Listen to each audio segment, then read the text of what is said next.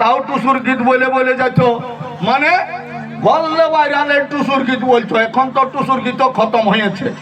বাউড়ির রাইতে আমাদের ওই ধারে দেখছি ঢুকান দিয়েছে ঘরে আনিয়া ডিজে, আর ডিজে বলছে খেয়াল খুশি কখন কি যে, এই তো হয়েছে রোগ।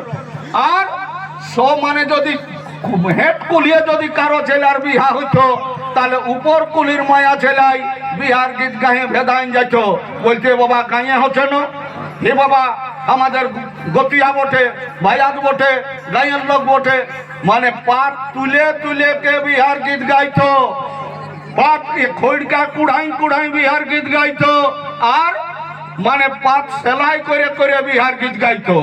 এখন তো পাতে তো খাওয়া দাওয়া উঠেই গেছে, দেখছি তো অনেক জায়গায় কাগজেই খাচ্ছে, আর এই লোকের দেখে কাগজে খাতে শুরু করেছে। তারপরে দেখুন আরো কি হয়, মানে খচলে ঢুকাইলেই না পকেটে লেই কোনো ঠিক নাই। কারণ আমাদের লোকে ওই লোকের দেখেই তো সবটা করতে যায়।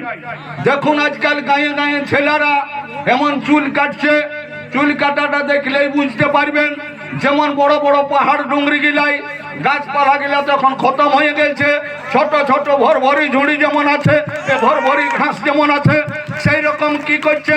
আর ওইটাই যেমন দেখবেন উঠানামা করে, তার জন্য গরু বাছুর একটা ডহর হয়ে যায়, সেই রকম ইয়ে করছে, বড় বড় চুলগিলাকে কাটে খতম করে দিচ্ছে।